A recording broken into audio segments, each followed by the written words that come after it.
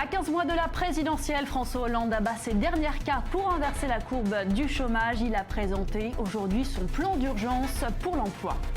Coup de théâtre dans l'affaire Kerviel alors que l'ex-trader demande en ce moment même la révision de son procès. Les propos d'une magistrate jettent le trouble sur ce que la Société Générale savait réellement des agissements de Jérôme Kerviel. Et puis en Israël, le terroriste d'Otniel court toujours. La chasse à l'homme se poursuit pour mettre la main sur ce Palestinien qui a tué une mère de famille à son domicile.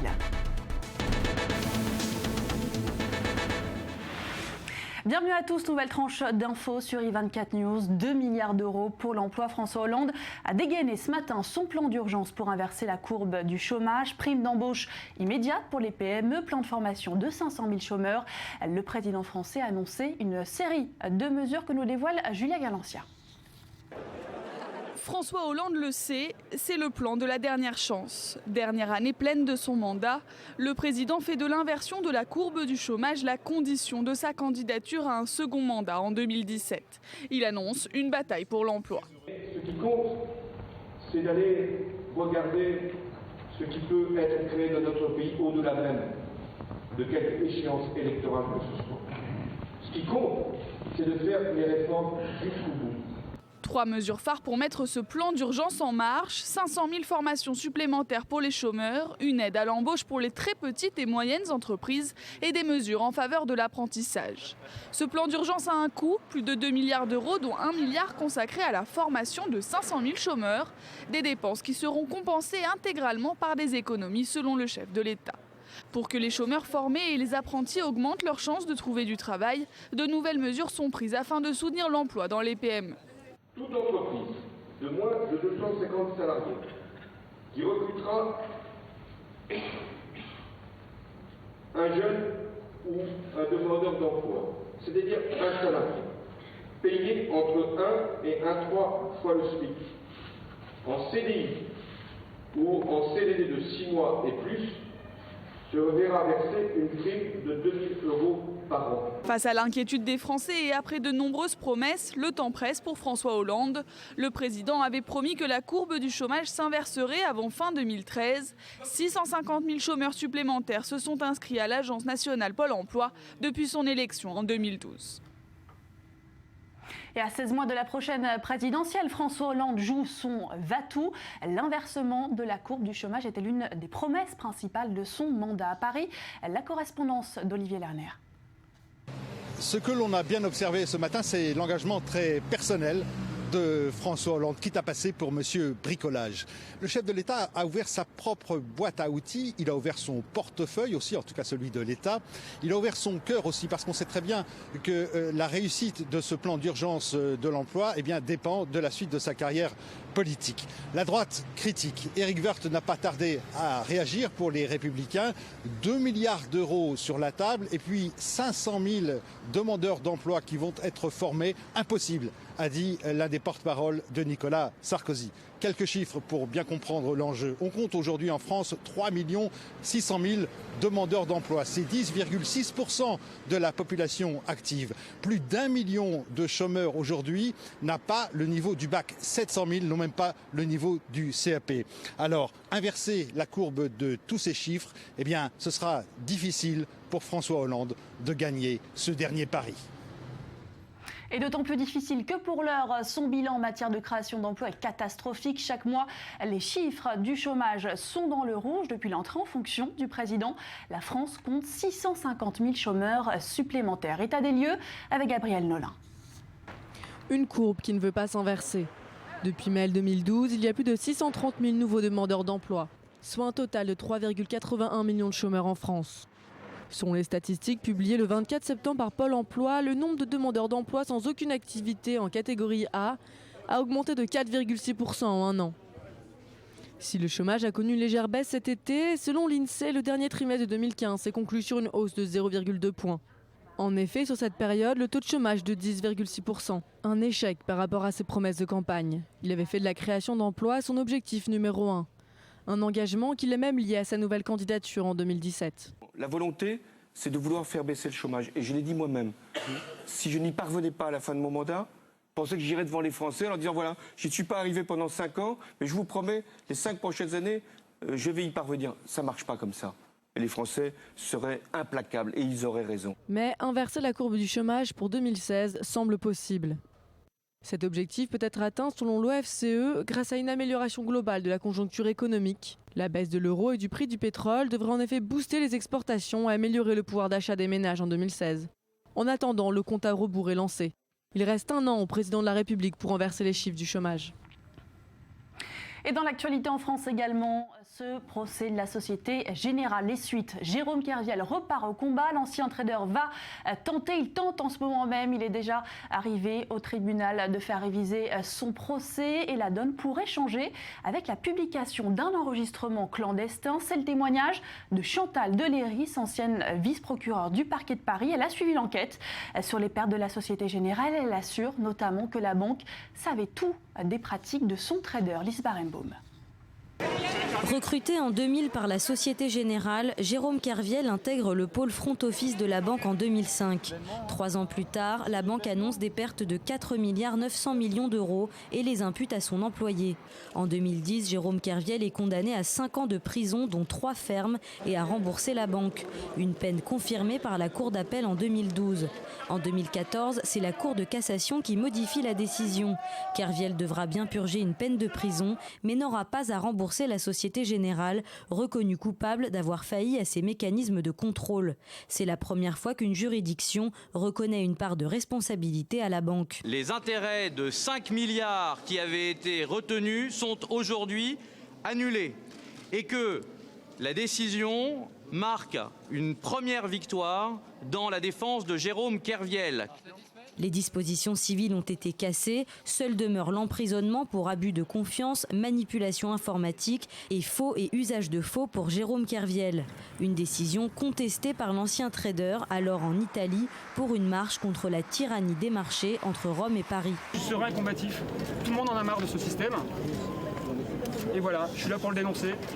Et j'ai du monde a priori autour de moi pour le dénoncer avec moi. Et je maintiendrai la ligne, quoi qu'il arrive. Et s'ils viennent me chercher, mais il y a d'autres personnes qui sont là pour combattre.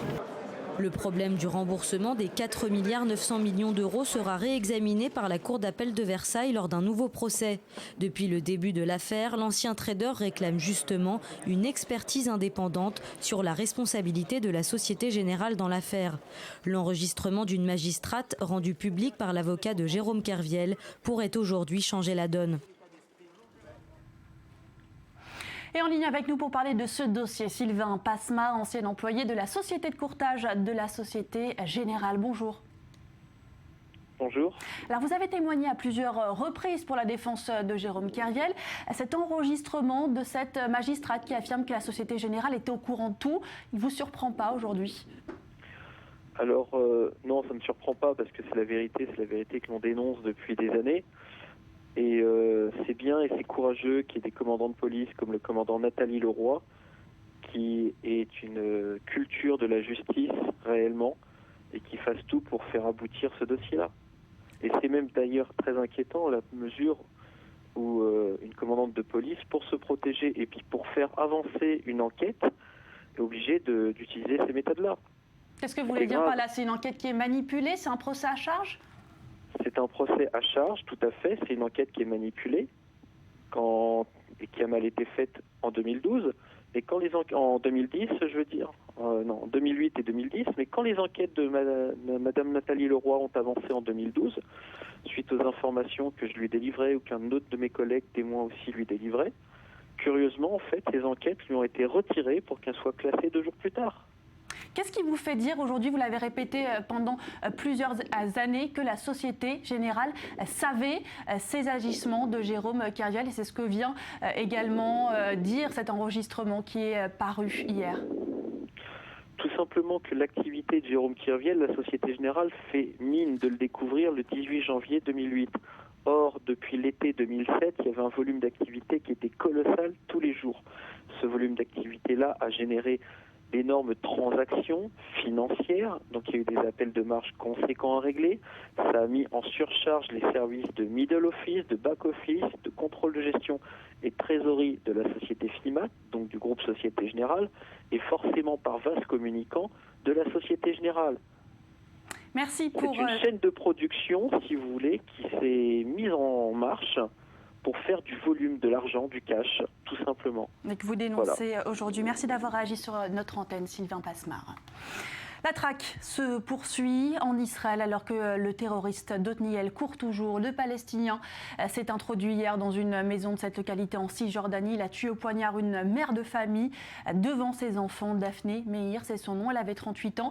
Elle a été inhumée aujourd'hui à Jérusalem. Sur place, la correspondance de Mel Benoniel. C'est ici, derrière moi, dans cette maison d'Otniel, que Daphna Meir, une mère de famille de 38 ans, a été assassinée sous les yeux de sa fille de 18 ans. C'est d'ailleurs cette dernière qui a informé l'armée de cette attaque au couteau, alors que 3 autres de ses enfants se trouvaient aussi à l'intérieur de la maison. Daphna Meir s'est battue pendant plusieurs minutes contre son assaillant, alors que ce dernier la poignardait à mort. Ce matin, cette implantation israélienne du sud de Hébron, en Cisjordanie, est en deuil. Les funérailles de cette infirmière de profession auront lieu ce matin à 11h au cimetière de Givat Shaoul à Jérusalem. Le cortège partira d'Otniel d'ici 9h. De son côté, le terroriste, un ouvrier palestinien qui travaillait à l'intérieur de l'implantation, a réussi à prendre la fuite vers des localités palestiniennes voisines. De nombreuses forces israéliennes le recherchent toujours à l'heure actuelle. Cette nouvelle attaque est la première perpétrée dans une maison depuis le 1er octobre 2015 et le début de ce que certains appellent l'intifada des couteaux. Elle porte à 28 le nombre de victimes israéliennes. Alors Mel Benoniel nous le disait, la traque se poursuit. On fait le point avec vous, Mathias Inbar. Concrètement, comment ces opérations de recherche de l'armée se déroulent? Alors d'abord, il faut quadriller un terrain. Bonjour Daniel, on va le voir sur cette carte si vous voulez bien, là où se trouve véritablement la localité d'Otniel. Aux alentours, dans un rayon de 2 km, dans un périmètre de 2 km, il y a 2 villages. Les voici, ces villages de Kirbat Karmé et Beit Amra, au nord-est de cette localité d'Otniel. C'est là que pourrait et devrait normalement se terrer le terroriste palestinien au nord-est. Pourquoi ? Parce qu'on l'a vu prendre une voiture en direction de ces 2 villages. Comment ça se passe concrètement au sol ? Il y a 2 unités, l'armée de terre classique qui quadrille et qui patrouille autour de cette localité, puis des unités spéciales, notamment des Mistahavim dont on a parlé déjà sur cette antenne, des soldats déguisés dont le but est de pénétrer à l'intérieur de ces villages arabes et de trouver chaque indice. Des hommes ont été arrêtés déjà ce matin. Alors, autre réaction, c'est celle des responsables du Conseil de la région qui ont décidé de fermer leurs portes aux ouvriers palestiniens. Est-ce que c'est une mesure qui peut être efficace quand on sait que le village n'a aucune barrière de sécurité? Oui, c'est l'un des seuls, d'ailleurs, Daniel, à ne pas posséder de clôture de sécurité. Ils ont préféré mettre le budget dans des caméras de surveillance. C'est d'ailleurs ce qui a permis de savoir déjà comment est habillé le terroriste, dans quelle direction il est parti, il s'est enfui. Cela dit, cela ne résout pas tous les problème. D'ailleurs, le chef de la... C'est une mesure qui peut faire polémique également. C'est une mesure qui peut faire polémique, bien sûr, parce que aujourd'hui, d'un côté, on empêche des travailleurs palestiniens de venir travailler, de l'autre, on crée aussi une certaine frustration du côté de ces travailleurs palestiniens, dont la seule finalement source de revenus, c'est de travailler dans ces implantations. Il faut le savoir que le terroriste travaillait dans cette implantation, a profité du fait que tous ses acolytes soient sortis en dehors de l'implantation. Il est resté, il s'est caché derrière un mur du chantier dans lequel il travaillait, d'une maison mitoyenne de celle de Daphna Meir. Il faut savoir que, dernière mesure que je viens de recevoir, le chef de la division militaire du Gush Etzion vient de prendre la décision. Il demande à tous les travailleurs palestiniens de quitter les implantations du Gush Etzion. Alors, le piège aussi de la punition collective, toujours cet équilibre difficile à trouver. On va parler d'une autre attaque, ça s'est passé ce matin à Tekoa. Cette fois-ci, c'est une femme enceinte qui a été poignardée. Oui, et d'ailleurs, j'ai pu converser il y a moins d'1 heure avec le mari de cette femme, Daniel, qui m'a confirmé d'ailleurs que son état est jugé sérieux, mais toujours stable. Et les médecins auraient réussi, et c'est peut-être la bonne nouvelle, la seule bonne nouvelle de ce matin, à sauver son fœtus à l'hôpital Shaare Tzedek de Jérusalem. Elle est enceinte de 8 mois, donc vous comprenez la difficulté. Elle n'a pas pu rentrer dans le bloc opératoire de l'hôpital. Revenons sur les faits pour être tout à fait complet. C'est un Palestinien qui est rentré dans un magasin de vêtements dans lequel elle se trouvait. Il a poignardé à plusieurs reprises. Des cris s'en suivent. C'est là qu'il se fait neutraliser par l'un des habitants de la zone industrielle de Tekoa. Tekoa, c'est à l'extrême sud de Jérusalem, qui jouxte le quartier de Hachoma dans la capitale. Ce dernier est lui aussi transféré. Il souffre de plusieurs blessures par balle.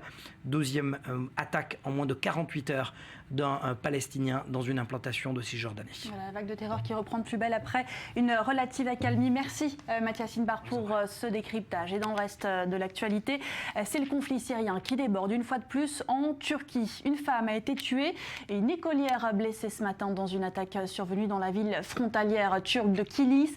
Des roquettes tirées depuis la Syrie toute proche sont tombées à proximité d'une école. Les précisions de Léa Berdugo. Il est 9h30 lorsque l'explosion retentit. Des obus, probablement tirés de Syrie, ont atterri à Kilis, à la frontière turque. Une école est touchée. Bilan, une femme tuée et une écolière blessée. L'adolescente est transportée à l'hôpital. Au moins un autre projectile est tombé dans une zone déserte sans faire de victimes. Sur ces images diffusées par les médias turcs, on voit que l'obus a fait un cratère. Plusieurs fenêtres ont été soufflées par l'explosion. L'établissement a vite été évacué par les autorités. Depuis le début du conflit, les localités frontalières turques ont déjà été touchées par des obus tirés de Syrie. À chaque fois, la riposte est la même. Des tirs d'artillerie de l'armée turque qui visent les positions d'où sont partis les obus. Dans l'extrême nord du territoire syrien, le groupe État islamique occupe encore une bande de 100 km le long de la frontière turque. Résultat, le secteur situé au sud de Kilis est le théâtre régulier de violents combats. Kilis accueille le plus vaste camp de réfugiés syriens du pays. La ville est également l'un des points de passage des étrangers qui veulent rejoindre les rangs de Daesh en Syrie. Bienvenue si vous nous rejoignez sur i24 News à suivre dans le journal. Israël part en guerre contre l'incitation à la haine sur les réseaux sociaux. Une organisation demande une législation internationale en la matière. Course à la Maison-Blanche, on a assisté hier à une passe d'armes entre Hillary Clinton et Bernie Sanders. Lors du débat de la primaire démocrate, les deux candidats sont au coude à coude dans les sondages. Et puis nouveau scandale dans le monde du sport. Cette fois, c'est le tennis qui est ébranlé. Plus de 70 joueurs soupçonnés d'avoir truqué des matchs.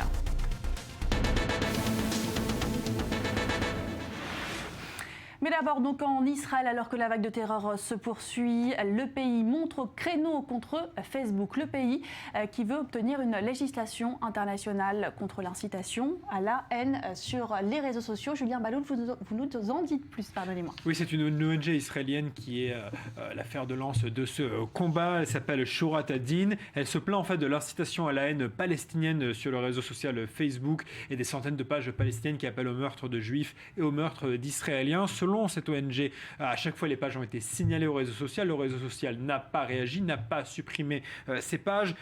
Une plainte a été portée par l'ONG au nom de 20 000 Israéliens, sans suite actuellement. Ils se lancent donc dans une campagne pour simplement passer des panneaux publicitaires dans le quartier de Mark Zuckerberg, chez lui en Californie. Et ce que vous voyez à l'écran, eh bien, c'est tout simplement une campagne pour récolter des fonds. Eh bien oui, parce que Daniel, faire une campagne publicitaire sur des panneaux d'affichage en Californie, ça a un coût. Ça coûte très exactement $30 000. Les $30 000, l'ONG ne l'a pas.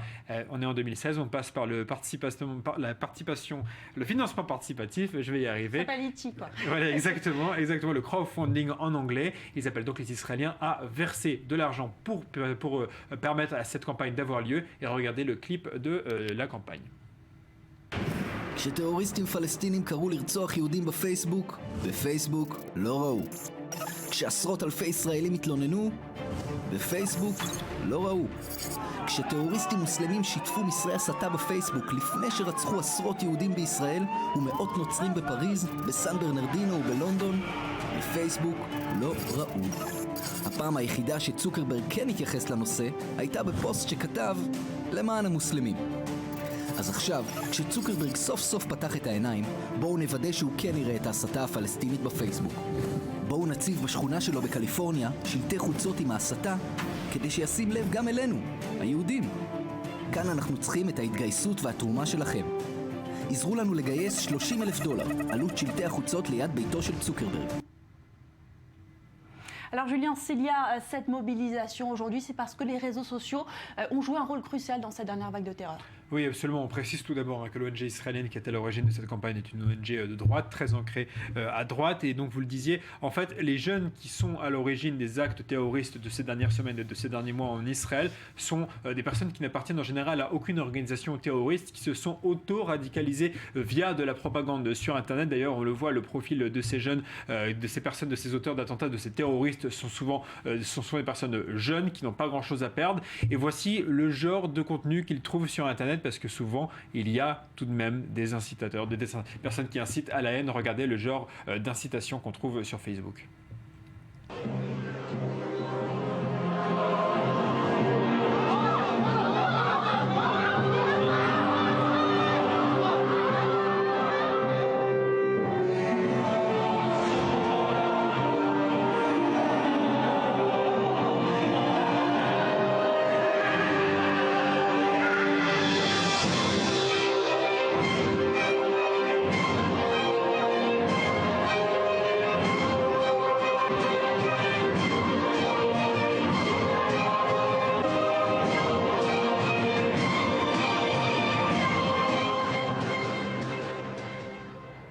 Voilà pour cette vidéo de propagande palestinienne qui date donc du mois d'octobre, au pic de cette vague de terreur. Merci Julien Baloul pour cette analyse. On va prendre tout de suite la direction des États-Unis. L'événement politique de ce lundi hier, c'était le dernier débat démocrate avant la primaire et le ton est monté cette nuit. La favorite Hillary Clinton a dû repousser de multiples attaques lancées depuis sa gauche par un certain Bernie Sanders. Et vous allez le voir, il est pugnace. On voit ça tout de suite avec notre correspondant aux États-Unis, David Benaïm. Bernie Sanders a pris l'avantage sur de nombreux sujets hier soir, notamment sur l'accès à l'assurance santé pour tous. Ce débat était très critique pour lui. Bernie Sanders touche un électorat jeune et engagé. 60% des démocrates de moins de 40 ans le préfèrent à Hillary Clinton. Son côté authentique, indépendant, passionné contre les influences de Wall Street et des lobbies sur Washington. Certains sondages le donnent au coude à coude avec Hillary Clinton dans l'Iowa et gagnant dans le New Hampshire. Bernie Sanders doit consolider cette avance et gagner en respectabilité afin de convaincre qu'il est capable de porter le Parti démocrate en cas de victoire aux primaires. Mais Hillary a une avance solide du point de vue national, 24 points sur son challenger, même si Bernie Sanders venait à gagner les 2 premiers États marqués très à gauche. Hillary Clinton peut encore décrocher la domination confortablement. Et dans l'actualité de ce lundi également, ce scandale qui ébranle le tennis mondial. Des matchs truqués à Wimbledon, mais aussi à Roland-Garros. 70 joueurs sont concernés, dont certains parmi les 50 meilleurs du monde. On en parle tout de suite avec Guy Citruc, journaliste sportif. Bonjour. Bonjour. Alors tout d'abord, comment cette affaire a-t-elle éclaté? Pardon? Comment cette affaire a éclaté? Elle est sortie par la BBC, la chaîne britannique, et BuzzFeed, qui est une sorte de Wikileaks qui s'occupe du sport et de tout ce qui est tordu un peu dans le sport, notamment, et pas seulement le sport. Et donc, voilà, ils ont expliqué s'appuyer sur des documents confidentiels sur lesquels l'ATP, c'est-à-dire le syndicat des joueurs professionnels de tennis, aurait couvert 28 joueurs, dont plus particulièrement 16 qui auraient truqué des matchs. Et on parle de tête d'affiche qui pourrait être éclaboussée, Guy Citruc. De qui est-ce qu'on a plus d'informations sur ces joueurs célèbres qui peuvent être visés par ce scandale? Pour l'instant, non, mais il est possible qu'on en ait dans les heures ou les jours qui viennent. Mais vous savez, truquer des matchs, ça ne veut pas dire forcément altérer le résultat final, hein. Toutes ces dernières années, il y a eu des résultats assez logiques. Mais vous savez que sur pas mal de sites de paris sportifs, on peut parier sur des petites choses à l'intérieur d'un match. Par exemple, qui va gagner le premier jeu. Alors ça, c'est très facile. Vous pouvez très bien vous arranger. Vous avez un adversaire en face de vous. Vous dites, alors le premier jeu, c'est toi qui le gagne parce qu'il y a un ami qui va parier de grosses sommes. Alors le montant n'est pas forcément... Le montant des paris est important, mais la cote n'est pas forcément très importante. Mais si vous gagnez 10% sur une somme faramineuse, ça peut être très intéressant. Alors Guy Citruc, c'est une affaire qui rappelle les matchs truqués de la FIFA. C'est pas la première fois que le monde du sport est ébranlé par ce genre de scandale. Mais vous savez, mon père disait qu'à partir du moment où il y a 3 hommes au même endroit, on peut facilement arranger des choses. Il peut y avoir un début de corruption. Alors donc, Voilà, il suffit d'arranger les choses, peut-être d'avoir certains moyens de pression sur un acteur du sport et d'influencer, si ce n'est le résultat, ou au moins le déroulement d'un match. Merci pour ces précisions sur notre antenne, Guy Citruc. Je rappelle que vous êtes journaliste sportif. Et puis avant de se quitter, l'image du jour, la voici. Il s'agit d'une caricature de Patrick Chapat parue dans un quotidien allemand cette semaine. Angela Merkel face aux migrants. La chancelière allemande qui est bien sûr embarrassée par ce dossier, ce volte-face depuis les violences sexuelles de Cologne. La chancelière allemande qui a dû donc changer de politique face à la politique migratoire. On va y arriver depuis ces violences du Nouvel An et c'est très sérieux. Je vous retrouve dans une poignée de secondes pour un tout nouveau journal sur i24 News. Restez avec nous.